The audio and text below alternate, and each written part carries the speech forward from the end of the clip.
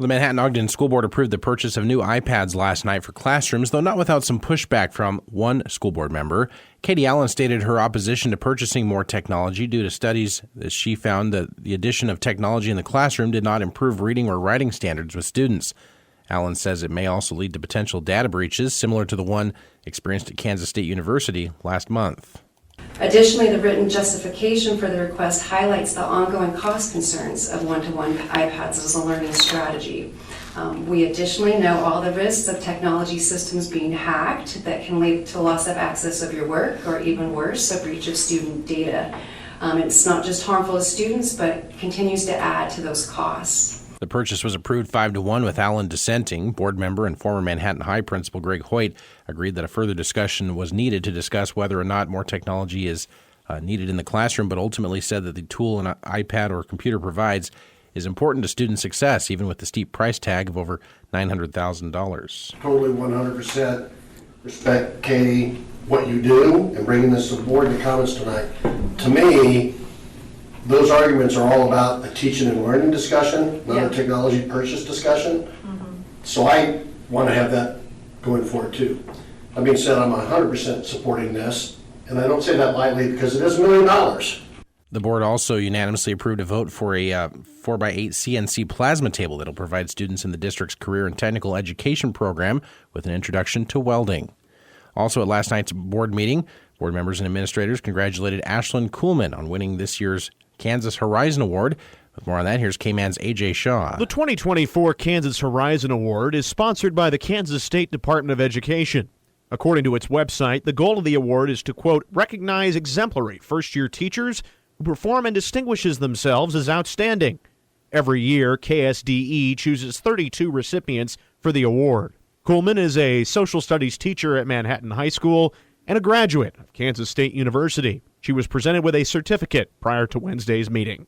For News Radio, KMAN, I'm A.J. Shaw. The Kansas Supreme Court issued an order Tuesday releasing the court's jurisdiction of a school finance case after concluding the legislature complied with mandates to resolve constitutional violations by adequately funding public education. Since 2019, the Supreme Court has retained a grip on Gannon v. State, pending the enactment of incremental funding increases from the state to K-12 schools. Manhattan-Ogden Superintendent Eric Reed on K-Man's In Focus yesterday said the order creates some angst for public schools given the history of challenges school funding has faced in Kansas. If it repeats itself, we could be back in a funding situation. That's not necessarily true. Time will tell on that.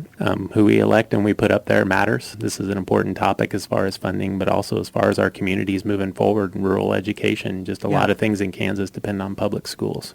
In response to the Supreme Court decision, Kansas Attorney General Chris Kobach stated on X, formerly known as Twitter, that the court had made the right decision. Governor Laura Kelly, in a statement, said she hopes the legislature doesn't see the court's decision as a license to reduce funding to public schools. City crews continue to take advantage of good weather and are patching more potholes across the city. Manhattan has contracted with Schilling Construction, and on Wednesday, crews were out doing patchwork on 3 of the city's most traveled routes, Anderson Avenue, Fort Riley Boulevard, and Kimball Avenue. City engineer Brian Johnson. With the weather forecast for next week, we're hoping to make some pretty good progress on the existing patching that we're doing.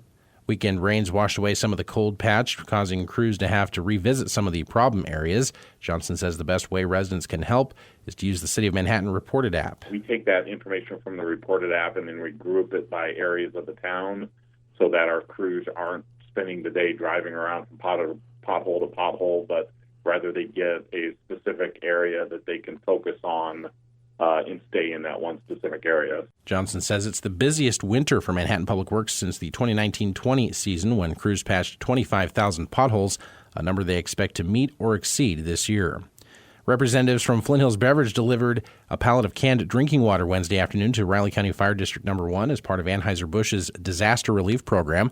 The donated water will be used to help keep volunteer firefighters hydrated and healthy during the upcoming spring wildland fire season. March and April is typically when the department responds to its highest number of calls.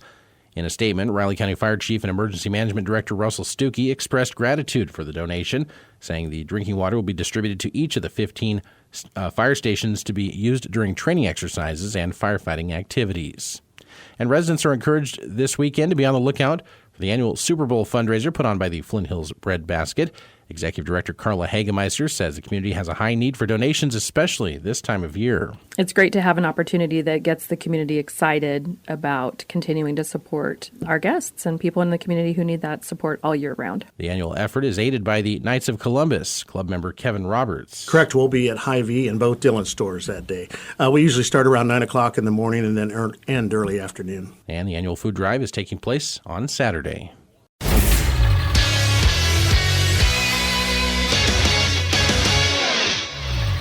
Good morning, I'm Troy Coverdale with your sports headlines at News Radio KMAN as K-Man's morning news continues. Spring-like temperatures over the past few days may have some thinking baseball, and it's almost here for K-State. The Wildcats now 8 days from opening their season in Arizona. We could talk about last year all we want, but we're moving forward, and there's a reason why everybody's back here in this room, because we have high expectations. We have a team that's strength is depth. Team that strength is on the mound, which is how you win in college baseball. I think we have a multi-dimensional offense, which gives us a lot of options and certainly ways to win. Cats coach Pete Hughes, after a season that saw K-State narrowly miss making the NCAA tournament. One reason there's excitement about the team this season, the return of consensus All-American closer Tyson Neighbors. Had an atrocious freshman season, to be honest, and I know a lot of times in this world of baseball it's real easy to kind of cut somebody and let them walk away that struggles, especially as a freshman, and it was like complete buy-in. It was, hey, we're gonna figure out how to help you succeed, and went both ways. I mean, I wanted to succeed just as bad as everyone else wanted me to, and just the culture here at K-State's unmatched. Also back is Kalen Culpepper, who spent part of the summer with Team USA and will be moving to shortstop this season. Team USA was a great experience for me. Played against a lot of, great players around the country. Played against a lot of different play styles with, Team Japan and Taiwan and Chinese Taipei. But I've always been a shortstop. Moving to short won't be that much different for me. It's where I feel, much more comfortable at. So, and plus it's where I can see myself helping the team the most. So, the Wildcats open with Cal on the 16th in the MLB Desert Invitational in Scottsdale, the first of 3 games they'll play that weekend in Arizona. Things will tighten up around both teams appearing in Sunday's Super Bowl starting today after a few days' worth of talk ahead of the game. Much of the focus is on whether the Chiefs could qualify as a dynasty with a third title in 6 years. You get 3. I think 3 is a lucky number. 1 is anybody can be one and done. I think 2 is special, but 3 is when you solidify yourself as a dynasty for sure. Tight end Travis Kelce weighing in. What about quarterback Patrick Mahomes? I think the biggest thing about the dynasty is consistency. Trying to be consistently great every single year, not getting too big-headed or satisfied with where they're at. But you have to continue to do it year in and year out, and I don't think you can really say that you're a dynasty until it's over and people will look back at your career and how you did it. And so for me, it's just trying to be great every single year. And when I look back at my career, I'll know that I gave everything I had. As for the matchup itself, the Chiefs to face off against a 49ers team that Kelce respects on the defensive side of the ball. It'll be the best defense that we played this year. I think San Fran's got the most, the biggest front, the fastest linebackers that we've played. They play very good together, too. They got a lot of smart guys, a lot of veterans in the secondary that understand this offense. So it's going to take a collective unit, and it's going to take touchdowns. I mentioned that earlier. It's going to take putting up 6 points instead of 3. Game time on Sunday just after 5:30 with coverage on News Radio KMAN to begin at 1 that afternoon. A person familiar with the decision tells the AP that Deion Sanders and Colorado are closing in on adding Cincinnati Bengals secondary coach Robert Livingston as the school's defensive coordinator. The person spoke to the AP on the condition of anonymity as the squad has not finalized the hiring. Livingston would take over for Charles Kelly, who has taken on a similar role at Auburn. He is set to inherit a Colorado defense that surrendered 35 points and over 450 yards per game in Sanders' first season in charge in Boulder. Nick Saban is joining ESPN's College Game Day, the long-running Saturday pregame road show he appeared on as a guest so frequently over 17 years as Alabama's coach. The network announced Saban will be an on-set analyst for Game Day, joining the regulars. The 72-year-old retired last month after 28 years as a college head coach. He won 7 national titles, including 6 at Alabama, 1 at LSU.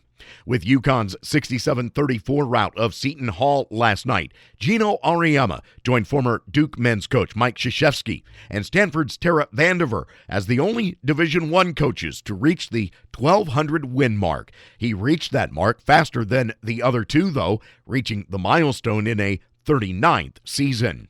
Men's top 25 last night. Number 6 Tennessee over LSU, 88-68. Number 9 Duke handles Notre Dame, 71-53. Number 11 Wisconsin falls to Michigan, 72-68. 12th ranked Auburn blasts number 16 Alabama, 99-81. And number 19 Creighton falls to Providence, 91-87. Tiger Woods has been pointing to Riviera for his debut this season and made it official with a statement yesterday saying he looks forward to being a playing host next week at the Genesis Invitational. The tournament he hosts is another $20 million signature event, and he'll be playing on a sponsor's exemption. Riviera is among the best courses on the PGA Tour, but it has confounded Woods. He's played it 12 times as a pro without winning, the most of any course on the current tour. He's not played a PGA Tour event since the Masters last year because of ankle surgery. This evening, the Jerome Tang Coaches Show from JB's at the Union gets underway at 7 o'clock. The Game this afternoon at 4 on News Radio KMAN.